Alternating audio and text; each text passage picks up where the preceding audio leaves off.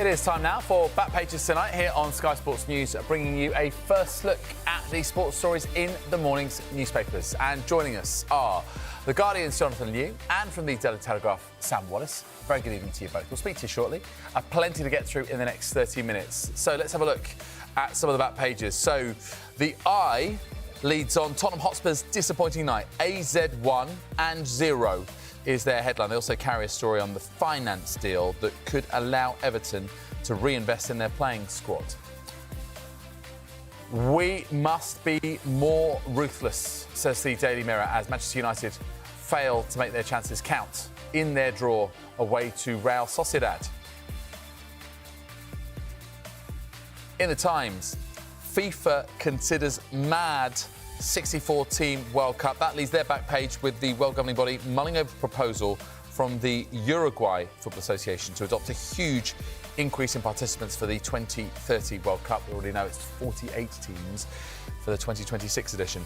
The Daily Mail leads on the search for a new England white ball captain in cricket. Stokes SOS is their headline, with Ben Stokes being lined up for a sensational return, whilst they also name a proposed date for Jean-Philippe Mateta's return from a facial injury.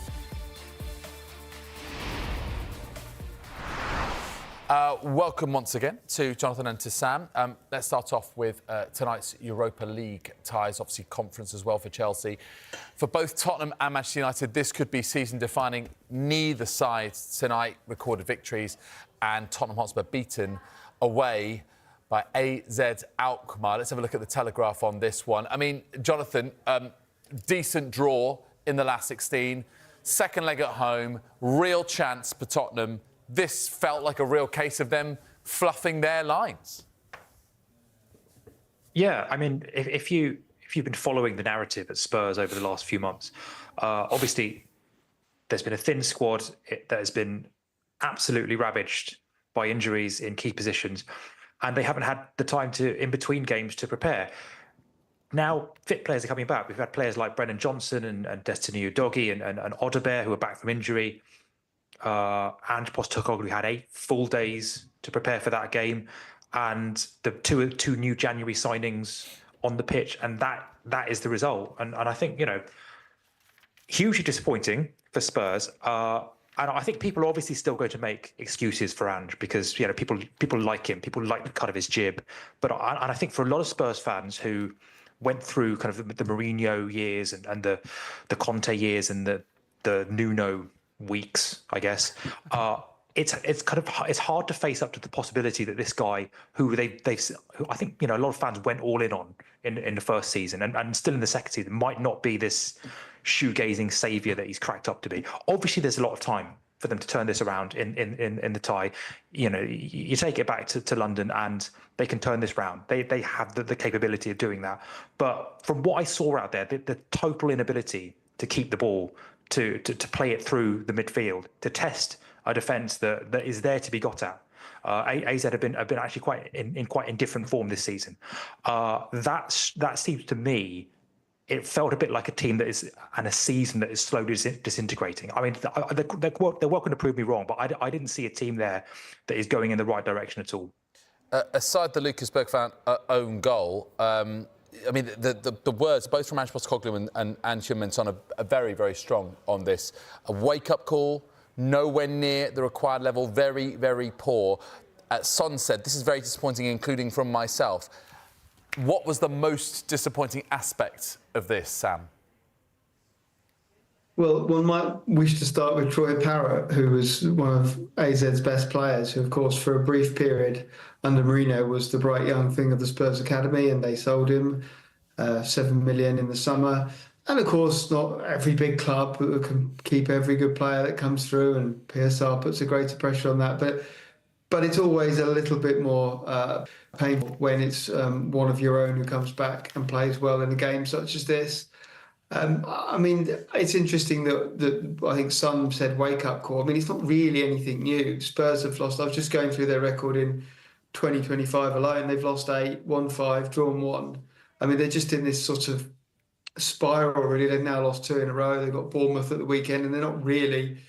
One couldn't make them favourites for that. So I like Postecoglou. I think there should be a place in the game for a manager like that, and someone who is quite ready to entertain, as he likes to say, and plays a different kind of football. But increasingly, I think the game at the Premier League level and at the elite level in Europe just finds you out if you're not as tactically tight as others. I do think that he'll probably go in the summer. I think that's the way it's looking, and the club seems to have that feel really of a trudge towards the end of the season. Of course, they could turn it around. They could win the Europa League, but it's certainly not the way their form is pointing at the moment. Yeah, and you could probably arguably say the same for Manchester United if they go out of the Europa League. 1-1, it finished away to Real Sociedad in their last 16 first leg. The headline in the Mirror, we must be more ruthless. Pun on Ruben Amorim there. And I think, as far as he's concerned, do you feel, Jonathan, this was really a kind of missed opportunity? Because it's a tougher draw against Real Sociedad, and they were ahead in the tie, and yet again they've let the lead slip, and it's now they go back to Old Trafford where they have not made that anything like a fortress. Yeah, I mean, it did feel.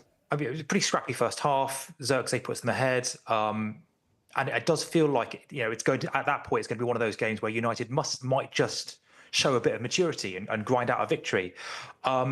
But I think the concern for United is just how quickly, after Oyarzabal equalises, just how quickly the structure seems to disintegrate after that. The shape goes, players start stepping up for balls they can't win.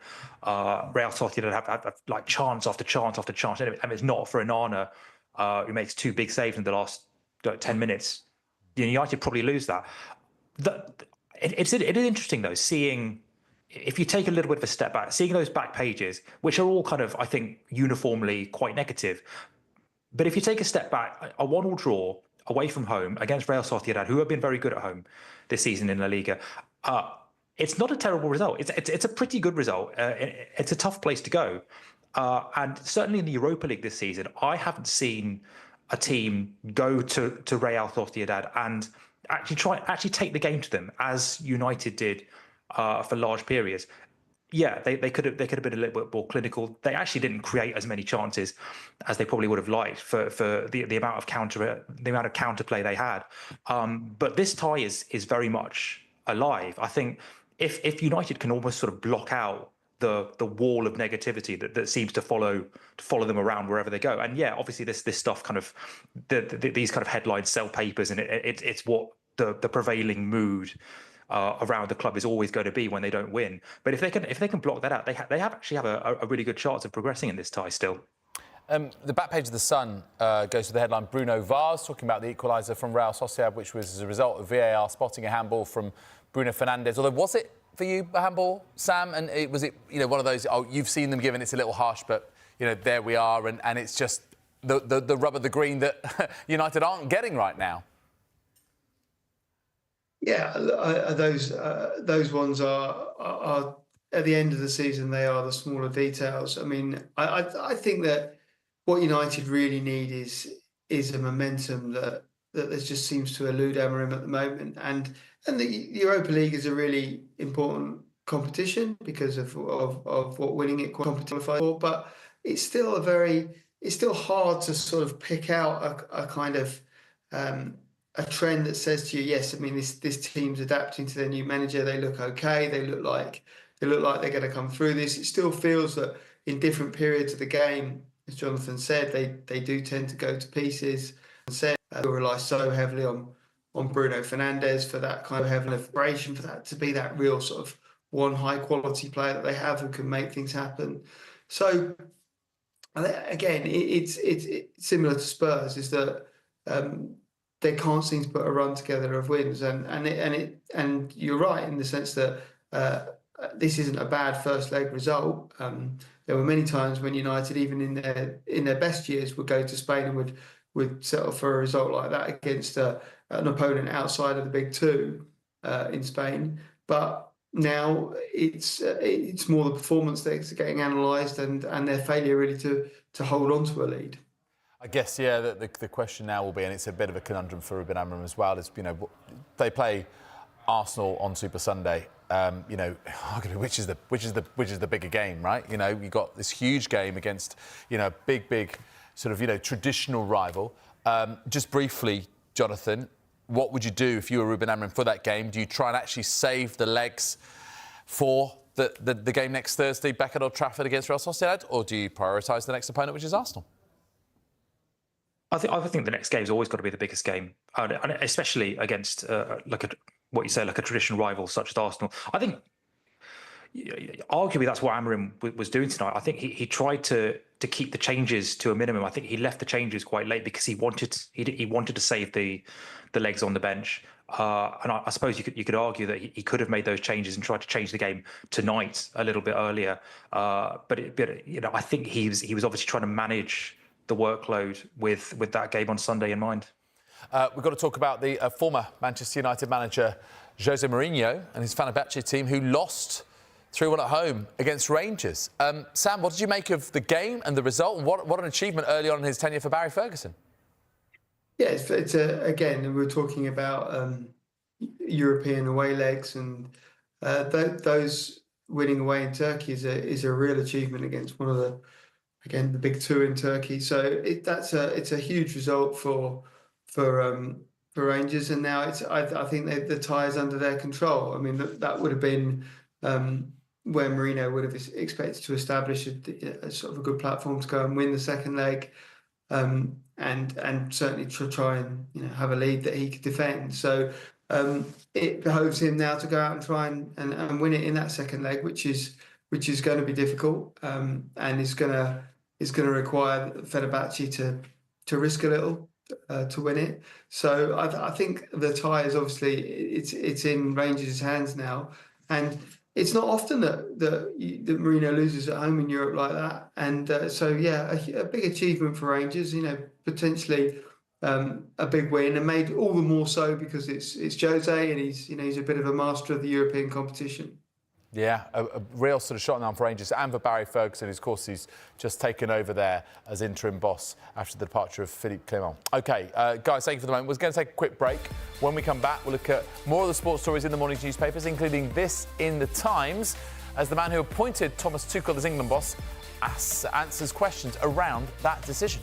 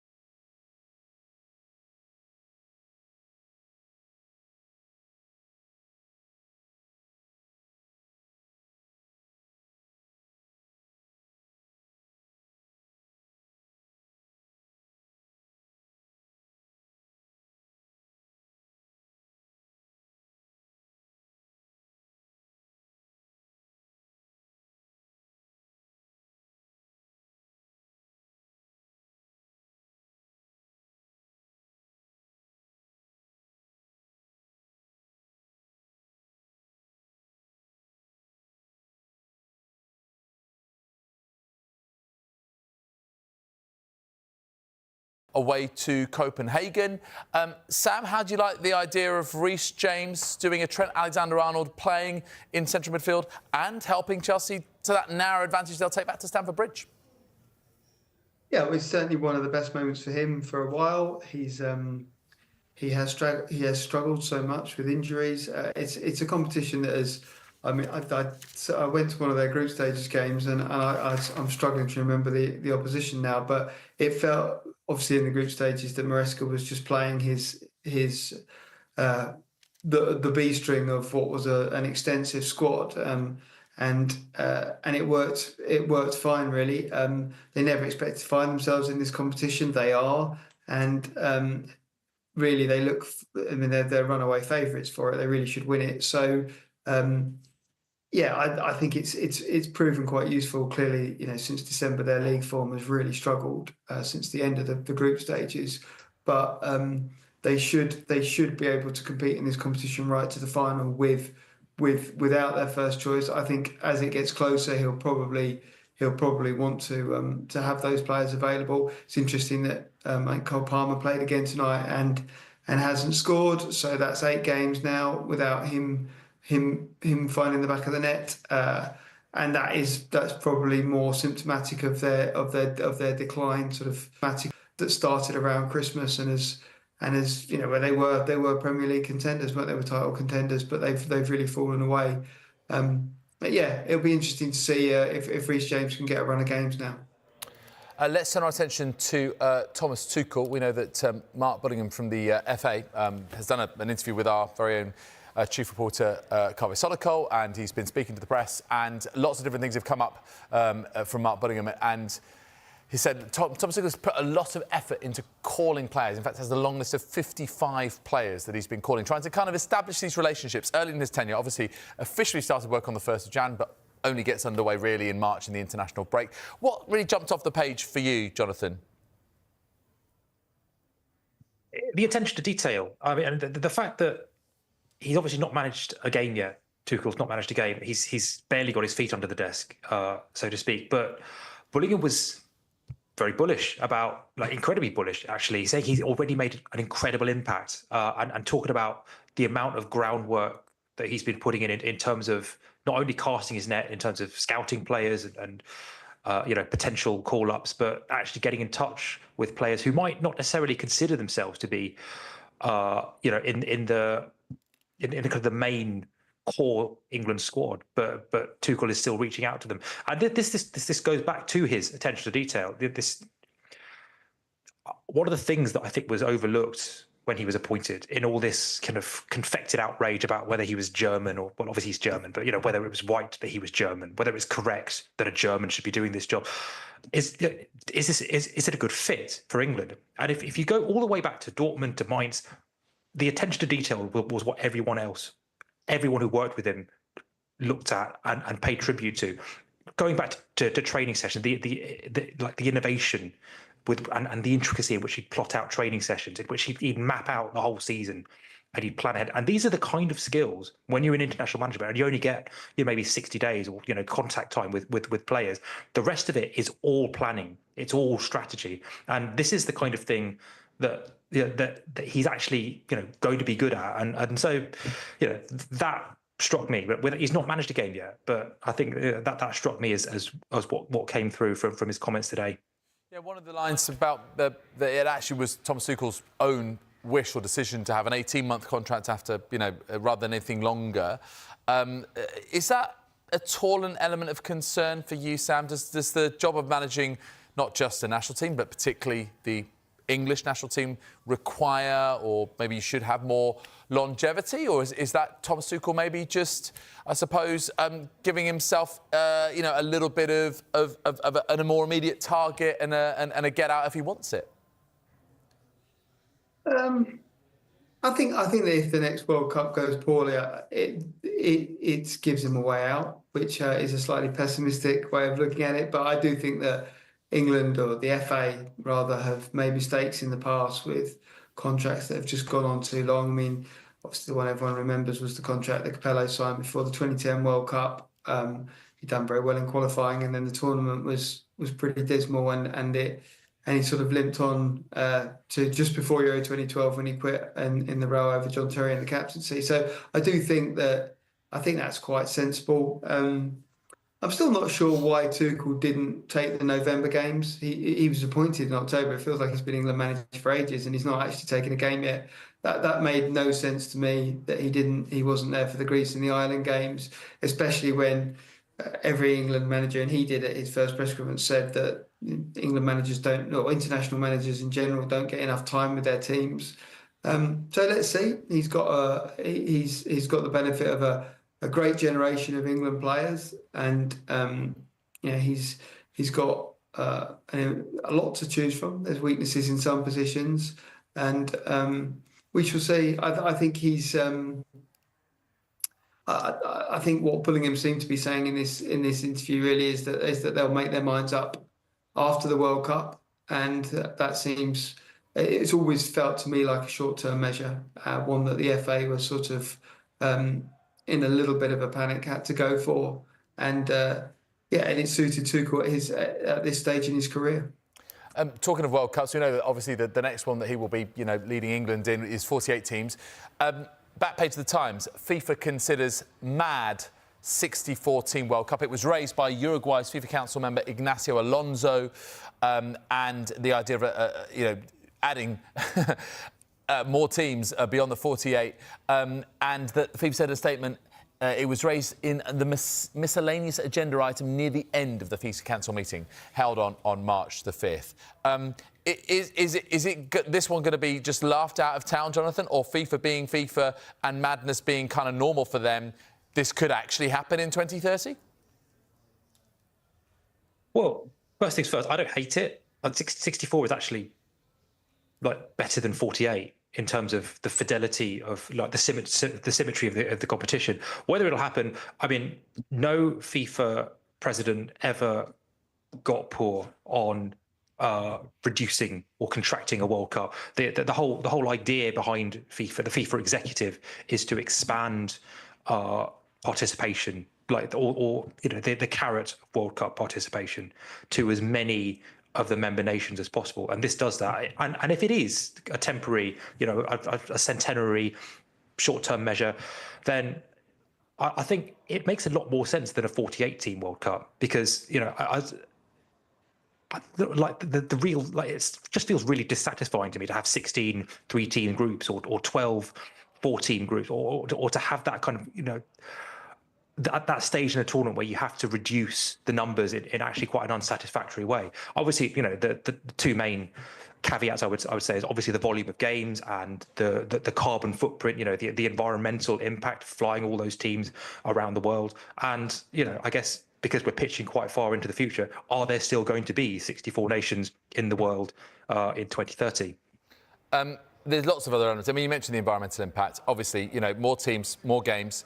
The fact that this tournament, Sam, is meant to be held over 6 countries, 3 continents. What's your take on it? Because, is it going to maybe appeal to a younger audience who want, more games? Or the player welfare piece is also important here. How do you see it? It's just it's a terrible idea. I thought it's very dubious when people say, it was suggested by the Uruguayan FA. I mean, clearly. I would feel that they wouldn't have done this without some encouragement from somewhere. FIFA is desperate to expand. I mean, it actually makes per annum, it turns over less than UEFA, which is the wealthiest of all the federations. Although it is below FIFA in the kind of hierarchy.